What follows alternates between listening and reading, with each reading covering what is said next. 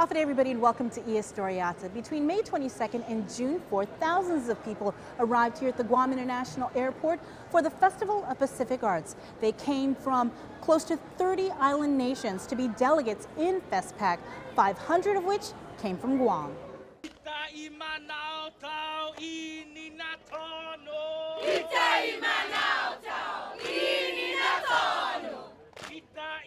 Buenas and half a day. My name is Leonard Iriarte, and I am the oral historian and principal instructor for the Fanalayan Oral History Project based out of the University of Guam.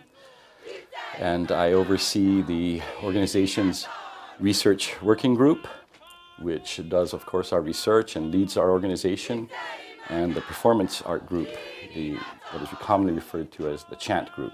It was his chant group that you saw at the start and end of the Festival of Pacific Arts and Culture. At the opening and closing ceremony, the very first thing on our mind when we do any kind of chant performance, even at a Festival of Pacific Arts, is we need to show respect for our heritage and our ancestry.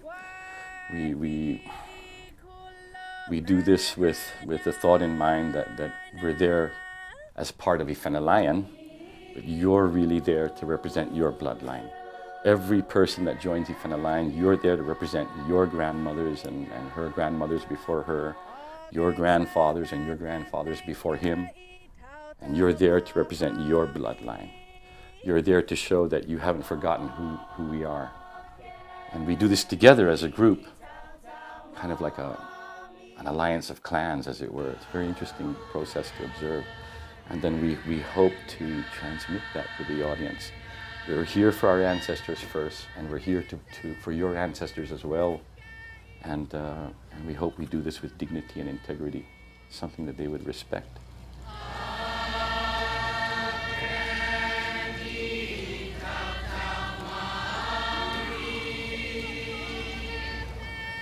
At the opening ceremony, the chant that we performed that was very important for us was a song called Ikulut Manyaina, the shell trumpet of our ancestors. And it's a beautiful song, and when we sing that song, we're at a more personal level. We're trying to build our strength and learn to sing together as a group while calling out to our ancestors to come and join us in this very glorious moment. At the closing ceremony, we did a chant, a real yelled chant. It's very loud, sounds aggressive, and it's called Widza Manatakilo.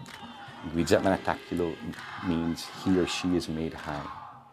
And when used in a traditional context, like at the canoe greeting ceremony or at the closing ceremony, we are recognizing those in the community who have great knowledge, the wisdom of our elders. According to Leonard, there are many different kinds of chants, and chants that serve more than one purpose. Chants, he says, at a fundamental level, is the transmission of information.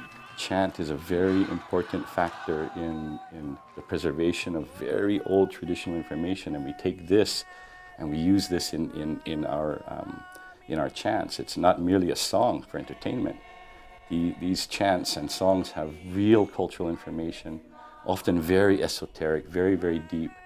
When we teach this to the individual that participates with us, we are helping them to discover their heritage for themselves.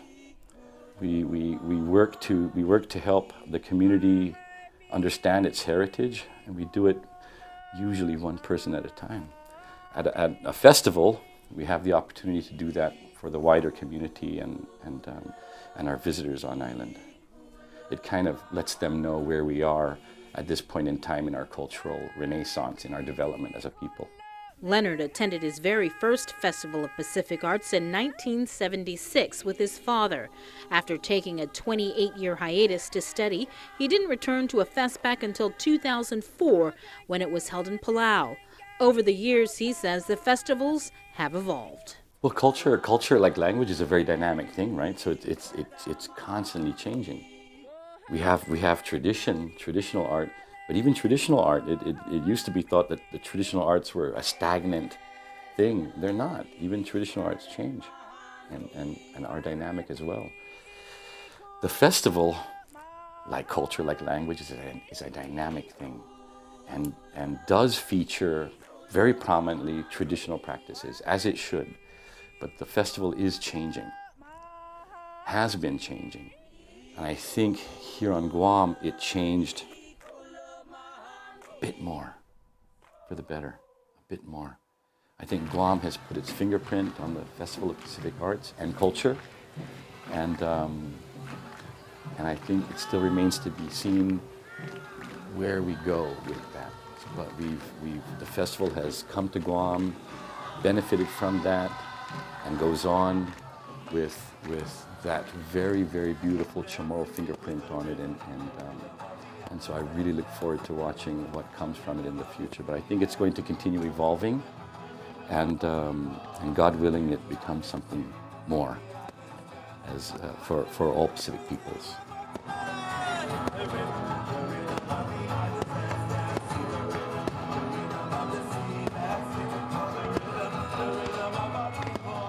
Amazing moment, amazing 2 weeks.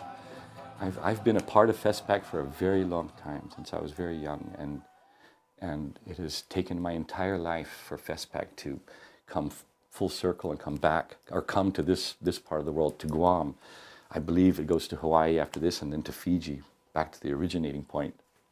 Fascinating, and I'm just so proud of Guam and the way we handled ourselves, and I'm just very proud of our island and our people. Well done, Guam.